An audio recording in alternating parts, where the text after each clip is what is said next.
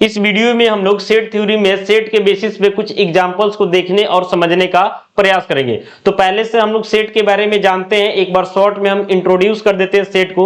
तो सेट का मतलब क्या होता है, तो एक तरीके से वेल डिफाइंड कलेक्शन, यानी कि वैसा कलेक्शन जिसपे जो है पर्सन टू पर्सन आंसर जो है वेरी नहीं करता, उस टाइप के कलेक्शन को हम लोग क्या बोलते हैं, तो सेट बोलते हैं। तो आइए सेट के एग्जांपल्स को समझने का प्रयास करते हैं। तो हमारे पास सबसे पहला एग्जांपल यहाँ पे दिया हुआ कि the collection of all student of your class, यानी यहां पे हमको क्वेश्चन देखना है और क्वेश्चन देख के बताना है कि कौन सेट है और कौन सेट नहीं है। अगर सेट है तो क्यों है और सेट नहीं है तो क्यों नहीं है, इन सब का हम लोग रीजन देंगे। तो यहां पे आपसे जो क्वेश्चन बोल रहा, तो बोल रहा कि the collection of all students of your class.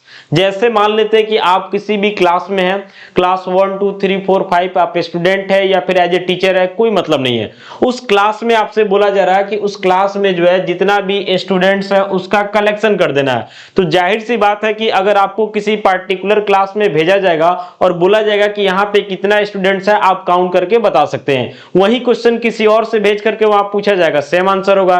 यानी इस क्वेश्चन का आंसर जो है पर्सन टू पर्सन वेरी नहीं करेगा, बदलेगा नहीं, यानी कहीं ना कहीं सेट होगा।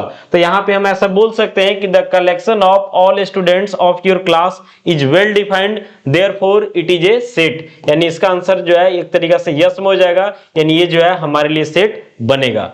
अगला क्वेश्चन बोल रहा है कि the collection of all short boys of your class. Short का मतलब हो गया एक तरीका से नाटा। यहां पे कोई सीमा नहीं दिया हुआ कि कितना फीट से नीचे होगा तो नाटा बोलेंगे।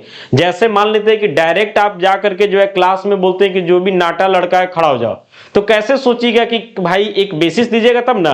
मान लेते हैं कि आप बोलते हैं कि चलो 5 फीट से नीचे वाला खड़ा हो जाओ या 4 फीट से नीचे वाला खड़ा हो जाओ, तो जिसको भी अपना हाइट लगेगा कि इससे कम है खड़ा हो जाएगा। लेकिन सीधे बोलते हैं कि क्लास में जो भी शॉर्ट लड़का, जो भी नाटा लड़का खड़ा हो जाओ, तो कैसे खड़ा हो सकता है? क्योंकि नाटा का तो कोई डिफिनेशन है नहीं कि कितना फीट से कम रहेगा तो हम नाटा समझेंगे, कोई बेसिस नहीं है। मान लेते हैं कि हमसे कोई छोटा है तो हम उसको नाटा ही नहीं समझेंगे, या हमसे कोई बड़ा है तो हमको नाटा समझेगा। तो कहने का मतलब है कि सिर्फ नाटा बोला जाए तो इसका कोई डिफिनेशन नहीं है। वहीं एक सीमा लगा दिया जाता है कि 5 फीट से जिसका भी हाइट कम है खड़ा हो जाओ, या जिसका भी 4 फीट से हाइट कम है खड़ा हो जाओ, तो इसका कलेक्शन जो है वेल डिफाइंड होता और सेट होता। लेकिन अभी डायरेक्ट शॉर्ट बोल रहा तो ये जो है वेल डिफाइंड नहीं है, यानी यहाँ पे जो कलेक्शन है, ये कलेक्शन जो है हमारे लिए सेट फॉर्म नहीं करेगा। तो रीजन के तौर पे हम लिख सकते हैं कि since the collection of all short boys of your class is not well defined, therefore it is not a set. या ऐसे भी बोला जा सकता है कि since the word short is not well defined, therefore it is not a set. अगले question की तरफ बढ़ते हैं।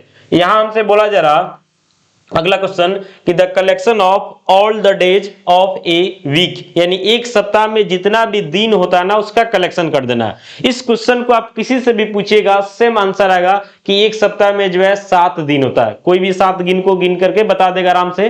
तो इसका मतलब है कि इसका कलेक्शन जो है हमारे लिए वेल डिफाइंड है, यानी ये जो है हमारे लिए सेट फॉर्म करेगा। अगला क्वेश्चन हमसे पूछा जा रहा है कि collection of 11 best hockey players of India, यानी इंडिया में जो भी हॉकी प्लेयर्स है उसमें 11 बेस्ट हॉकी प्लेयर्स का कलेक्शन कर देना है। तो जाहिर सी बात है कि बेस्ट का कोई डिफिनेशन नहीं होता, यानी अगर आप किसी को बेस्ट मानते हैं तो हम भी बेस्ट मानेंगे, जरूरी नहीं है। यानी सब पर्सन का जो है इस पे अपना अपना इंटरेस्ट अलग अलग हो सकता है। तो यहाँ पे जो आपका वर्ड दिख रहा है बेस्ट, ये बेस्ट वर्ड जो है इसका कोई डिफिनेशन नहीं है। हम किसी को बेस्ट नहीं बोल सकते हैं, और मान लेते हैं कि हम बेस्ट बोलते हैं तो पूरा दुनिया उसको बेस्ट बोलेगा, जरूरी नहीं है। यानी जो बेस्ट वर्ड दिख रहा है ये हमारे लिए नॉट वेल डिफाइंड वर्ड है, इसके कारण ये जो है सेट को फॉर्म नहीं करता है, यानी इसका आंसर हमारे लिए क्या हो जाएगा, नो हो जाएगा। आइए बढ़ते हैं, कुछ और एग्जांपल्स को देखते हैं, आप बस कंसंट्रेट होकर देखते रहिएगा। तो अगला यहाँ पे लिखा हुआ बोल रहा कि the collection of all rich persons of Delhi. देखिए सीधे अगर हम रिच बोलते हैं ना या पुअर बोलते हैं तो इसका कोई डिफिनीशन नहीं होता है। जैसे मान लेते हैं कि आपको हम सीधे बोलते हैं धनी है, तो हो सकता है कि आपके पास कुछ रुपया हो। अगर मान लेते हैं कि आपसे ज्यादा रुपया रखने वाला आपके सामने आ जाता तो उसके सामने तो आप गरीब पड़ जाएंगे ना।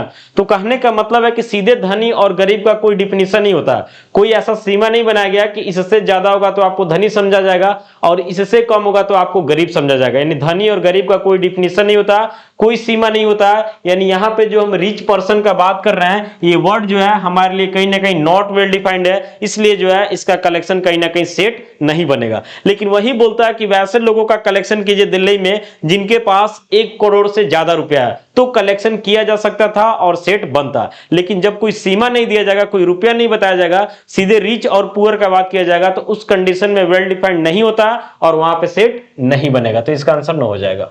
अगले क्वेश्चन में बढ़ते हैं। तो यहां पे आपसे बोल रहा कि ये collection of most dangerous animals of India, यानी इंडिया का सबसे खतरनाक जानवर है उसका कलेक्शन करना है। तो जरा सोचिए और सोच करके बताइए कि आप खतरनाक कैसे किसी को बोल सकते हैं। मान लेते हैं कि आपको स्नेक से यानी कि सांप से डर लगता है, तो जरूरी थोड़ी है कि पूरे इंडिया वासी को जो सांप से डर ही लगेगा। बहुत सारे लोग हैं जो सांप को पकड़ते हैं, साथ में खिलाते पिलाते भी हैं। बहुत सारे लोग उनको कुत्ता से डर लगता है, लेकिन क्या सबको लगेगा? जरूरी है। बहुत सारे लोग हैं जिनको छिपकली से डर लगता है, लेकिन सबको तो नहीं लगता। तो कहने का मतलब है कि हमारे लिए जो जानवर खतरनाक है, हो सकता है कि वही जानवर दूसरे के लिए जो है फ्रेंडली भी हो सकता है। तो कहने का मतलब है कि यहां जो वर्ड आपका दिख रहा मोस्ट डेंजरस, ये जो वर्ड है ये कहीं ना कहीं जो है वेल डिफाइंड नहीं है। यानी डेंजरस जो वर्ड बोला जाएगा ये वेल डिफाइंड नहीं है, इसलिए इसका कलेक्शन जो है सेट फॉर्म नहीं करेगा। तो इसका आंसर हो जाएगा नो। अगले क्वेश्चन में बढ़ते हैं। तो यहां पे बोल रहा है कि the collection of all books on mathematics, यानी सब्जेक्ट मैथमेटिक्स में जितना भी बुक बना हुआ उसका कलेक्शन कर देना है। जैसे मान लेते हैं कि क्लास 8 में है तो 8 में भी मैथमेटिक्स होगा, 9th में है, 10th 11th 12th बहुत सारा क्लास है, ग्रेजुएशन हो गया, पीजी वगैरह हो गया, जनरल कंपटीशन में बहुत सारा डिपार्टमेंट है उसमें मैथमेटिक्स का बुक्स आता है। तो बहुत सारा डिपार्टमेंट है जिसमें कहीं ना कहीं मैथमेटिक्स का बुक आता है। तो काउंटिंग करना हमारे लिए थोड़ा डिफिकल्ट है, थोड़ा मुश्किल है, लेकिन इम्पॉसिबल नहीं है। यानी जितना भी सब्जेक्ट वगैरह चाहे जो भी चीज है, हर में जो है हमको कहीं ना कहीं जो है मैथमेटिक्स के बुक्स का कलेक्शन करना है। यानी यहाँ पे करना क्या है कि the collection of all books on mathematics, यानी मैथमेटिक्स के ऊपर जितना भी बुक लिखा हुआ, चाहे किसी भी पब्लिकेशन को हो, किसी भी राइटर का हो, किसी भी कंट्री का हो, किसी भी स्टेट का हो, सबका कलेक्शन कर देना। तो कलेक्शन करना डिफिकल्ट हो सकता है लेकिन इम्पॉसिबल नहीं है। यानी यहाँ पे कलेक्शन होगा और ये जो है हमारे लिए सेट फॉर्म करेगा। यानी इसका आंसर कहीं ना कहीं हमारे लिए क्या हो जाएगा? यस हो जाएगा। अगला क्वेश्चन बोल रहा है कि the collection of all interesting books. अब देखिए यहां बात हो रहा है इंटरेस्टिंग का, तो इंटरेस्टिंग का मतलब हो गया रोचक। तो जाहिर सी बात है कि हमको जिस बुक में इंटरेस्ट है सामने वाले को उसी बुक में इंटरेस्ट होगा, जरूरी नहीं है, क्योंकि सबका इंटरेस्ट अलग अलग होता है। मान लेते किसी को मैथ पसंद है तो किसी को फिजिक्स पसंद है, किसी को केमिस्ट्री पसंद है, किसी को बायो पसंद है, किसी को हिस्ट्री पसंद है, किसी को ज्योग्राफी पसंद है। तो सबका पसंद जो है कहीं ना कहीं अलग होता है, इसलिए हम नहीं बोल सकते हैं कि इंटरेस्टिंग बुक कौन सा, क्योंकि हमारा इंटरेस्ट दूसरे के इंटरेस्ट के साथ मैच करेगा, जरूरी नहीं है। यानी यहां पे जो वर्ड दिख रहा है ना इंटरेस्टिंग, ये कहीं ना कहीं जो है नॉट वेल डिफाइंड है, इसके कारण जो है ये कहीं ना कहीं सेट को फॉर्म नहीं करेगा। आगे बोल रहा है कि the collection of all 5 most talented writers of India, India में जो है 5 सबसे टैलेंटेड राइटर्स का नेम बताना है। तो जाहिर सी बात है कि हमारा सिलेक्शन कुछ और होगा। मान लेते हैं कि मैथ में बहुत सारा पब्लिकेशन आता, तो क्या सबको एक ही अच्छा लगता है? किसी को एनसीईआरटी अच्छा लगता है, किसी को केसी सिन्हा अच्छा लगता है, किसी को आरडी शर्मा अच्छा लगता है, किसी को आर.एस. अग्रवाल अच्छा लगता है, किसी को पियर्सन का पब्लिकेशन अच्छा लगता है। तो सबका अपना अपना चॉइस होता है। यानी कहने का मतलब है कि हम किसी राइटर को अच्छा बोलते हैं, कोई दूसरा उसको अच्छा बोलेगा, जरूरी नहीं है। यानी यहाँ पे जो टैलेंटेड वर्ड है ये कहीं ना कहीं नॉट वेल डिफाइंड है, इसलिए यहाँ पे जो कलेक्शन है सेट को फॉर्म नहीं करेगा। आगे बोला जा रहा है कि the collection of all fat boys of your local, यानी आपके एरिया में जो है जितना भी मोटा लड़का उसका कलेक्शन कर दीजिए। जाइए आप अपने एरिया में और बोलिए कि जो जो मोटा लड़का आ जाओ। कैसे कोई बोलेगा कि अपने आप को हम मोटे हैं? क्योंकि मोटा का तो कोई डिफिनेशन नहीं है। आप मान लेते किसी को देख करके मोटा बोल दिए तो जरूरी थोड़ा ही कि मोटा हो गया, कहीं हो सकता है कि सामने वाला उससे भी ज्यादा मोटा हो जाए। तो मोटा का कोई डिफिनेशन नहीं है। अगर ऐसा बोला जाता कि अपने लोकेलिटी को वैसे बॉयज को यानी वैसे लोगों का कलेक्शन कीजिए जिनका मास जो है 70 केजी से ज्यादा है, तो हम जाहिर सी बात है कि सबका मास चेक करते, जिसका 70 केजी से ज्यादा होता है उसको साइड कर देते, तो कलेक्शन पॉसिबल था। लेकिन डायरेक्ट फैट बोला जाएगा तो फैट का कोई डिफिनेशन नहीं है कि कितना केजी से ज्यादा होगा तो फैट बोलेंगे, इसलिए यहाँ पे कलेक्शन नहीं कर सकते हैं। ये हमारे लिए कहीं ना कहीं नॉट वेल डिफाइंड है और ये जो है हमारे लिए सेट नहीं बनता है। तो कुल मिलाकर के आपको ऐसे ही समझना है कि जो भी क्वेश्चन आपके सामने आता है आपको सोचना है कि वेल डिफाइंड है कि नहीं, यानी इस क्वेश्चन का आंसर जो है पर्सन टू पर्सन वैरी करेगा या नहीं। अगर पर्सन टू पर्सन वैरी करता है, पर्सन टू पर्सन अलग अलग आंसर आता, अलग अलग कंसेप्ट आता, अलग अलग थॉट आता, अलग अलग आइडियाज आता, तो कहीं ना कहीं जो है सेट फॉर्म नहीं करेगा। लेकिन सभी लोगों का सेम कलेक्शन आता, सभी लोगों का सेम आंसर आता, तो उस सिचुएशन में जो है कहीं ना कहीं सेट बनेगा। तो कुल मिलाकर के जो है इस वीडियो में हम लोग सेट के बेसिस पे कुछ एग्जांपल्स को देखने का प्रयास किए। आशा करते हैं आपके लिए यूजफुल होगा। मिलते हैं अगले वीडियो में। Thank you.